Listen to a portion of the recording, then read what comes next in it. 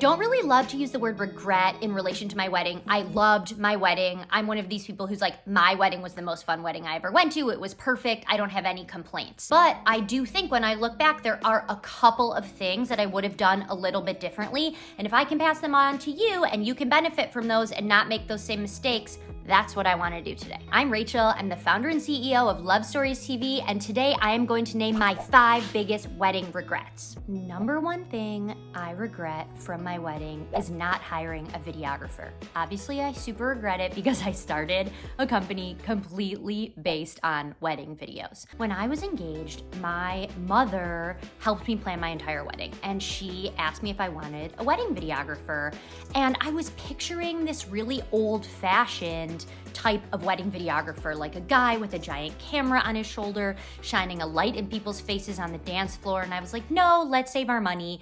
I don't need a wedding video. Flash forward to my wedding. My family does the most insane, amazing flash mob. I've never been more surprised by anything in my life. The photos are amazing. There's no professional video. Luckily, many of my friends had the wherewithal to grab their iPhones, and we got a bunch of footage and we were able to cobble something together, but I can't believe that it's not recorded. And that's just the flash mob. What about the vows? Don't remember them at all. No recollection of the ceremony.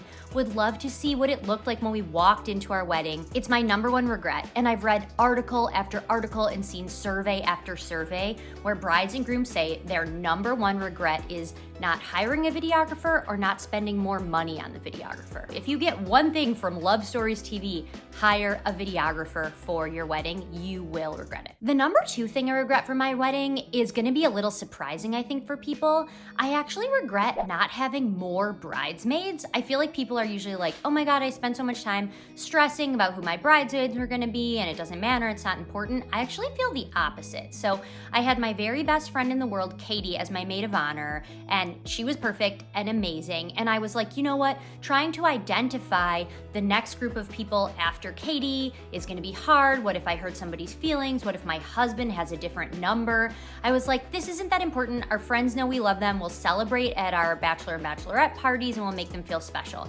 And everything about my wedding was amazing, but I have this really specific memory on the day of my wedding of being like, you know what? I should have just made my best girlfriends my bridesmaids. It would have been fun to give them presents, and they all came to visit me when I was getting my hair and makeup done and getting ready, but it would have been fun to have them there the whole time. I actually remember my very best girlfriends, I left some champagne and a little gift in their hotel room because I was just so grateful that they had celebrated with me along the way at my shower and my bachelorette. And looking back, like, I think it would have made them feel good to have bridesmaids. Also, I'm so lucky that all my friends and family are like really fun and we had an amazing dance party.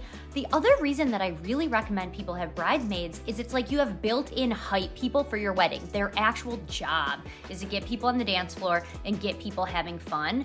I think that that's something people really underestimate, and my second regret is not having bridesmaids in my wedding. My third regret from my wedding is that we didn't go on our honeymoon right after the wedding. So basically, when I think back about my wedding planning journey, I was so lucky. My mom basically planned my whole wedding for me, and the only 2 things that I did myself were my wedding bands and my honeymoon. And I remember both of those things being really hard and really stressful. And my husband and I were like, we don't have the bandwidth or the wherewithal to get ourselves together for a honeymoon, so we just didn't plan one. And then when the wedding was over, we started looking around at where we wanted to go. We found this resort we were really, really excited about, and we ended up going in April, and our wedding had been in June. So it was like almost a year later that we went on our honeymoon. And our honeymoon was amazing and perfect. And I don't want to like use the word regret necessarily in association with my honeymoon because I had such a good time.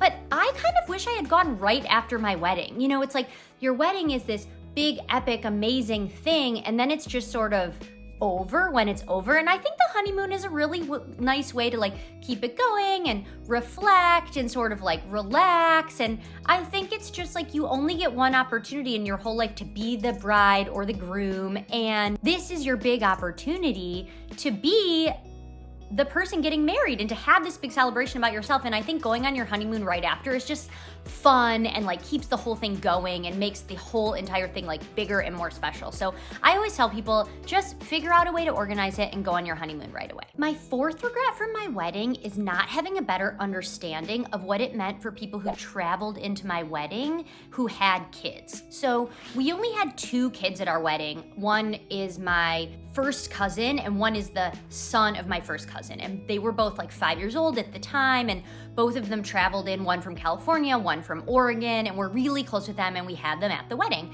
And I love kids at weddings. I don't have anything against having kids at weddings. Actually, the reason we didn't do it is because we were at capacity. We didn't have any space left. And so we said no kids outside of these 2 kids. And I don't think there's anything wrong with that necessarily. Like, again, if we had had more space, I would have had all the kids. But what I didn't take into account, and I realize now that I'm a parent, is how hard it is to travel in from out of town for a wedding and not have the option to bring your kids. Like, I think you should just say to people, if you're traveling in for my wedding, you want to bring your kid, you should bring your kid. If you don't want to bring your kid, I will help you find a babysitter. I just think it's really not kind and not understanding of your guests to not make it as easy for them as possible. Plus, like I said, I think kids are really fun. So if I could do it again, I think I would have like made more of a point to reach out to the people who are traveling in from the wedding and be like, do you want to bring your kid? Would that make your life easier? Would you prefer it? And then just like find a way to squeeze them into the venue. Like, they're kids, they're little. I'm sure we could have done it.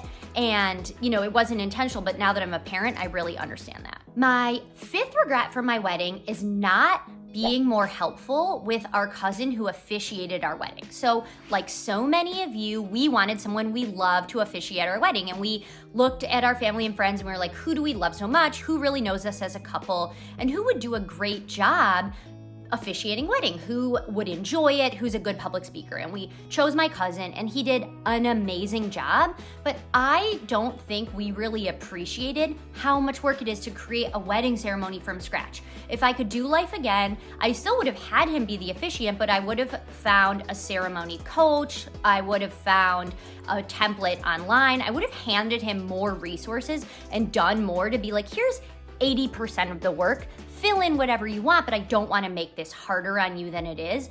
I don't even remember if I'm sure we gave him a gift, but I don't even remember what it was. I just feel like looking back, it's not that we weren't appreciative, we were, but I feel like we could have handed him more of the work already done instead of asking him to do this massive, really overwhelming thing. And it's a lot of pressure. So my regret and my advice to people is, if you're gonna have a friend or family member officiate your wedding, find a ceremony coach or find a really comprehensive template to hand to them so you're not asking them to do too much work. There you have it, the 5 biggest wedding regrets of a past bride and the founder of a wedding planning platform. I hope this is helpful for you. If you have any questions, leave them in the comments below. Please subscribe to our channel and I'll see you next time.